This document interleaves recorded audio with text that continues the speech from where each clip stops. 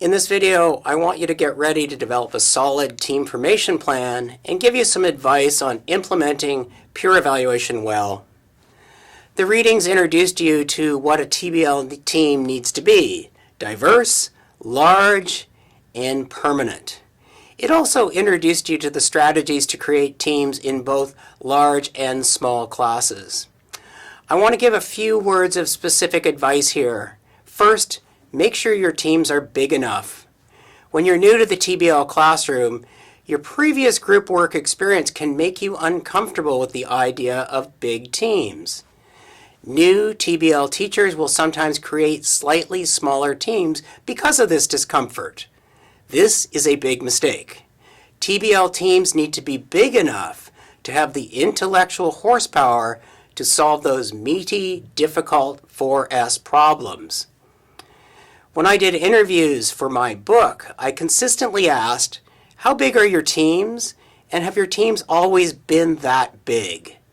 A very consistent theme emerged. When people were new to TBL, they often created slightly smaller teams. And when they look back, they realized that the bulk of their problems were with those smaller teams. People with years of TBL experience consistently reported using teams of 5 to 7. The other important piece of advice is have a well-crafted response for the student who resists the idea of teacher or criterion-formed teams. They will want to create their own teams. You need to respond eloquently, stand your ground, don't give in, and do not let them form their own teams. This is a huge mistake, to let students form their own teams. Think about the words for your response in advance and craft a compelling answer to these inevitable student questions. Now some words about peer evaluation. Every TBL course, in my opinion, needs to have peer evaluation. Students need to be able to express both their satisfaction and their dissatisfaction with their teammates. Students need to be fairly rewarded for their efforts, and they also need to be accountable when they don't support their team's success by being present, prepared, and helpful.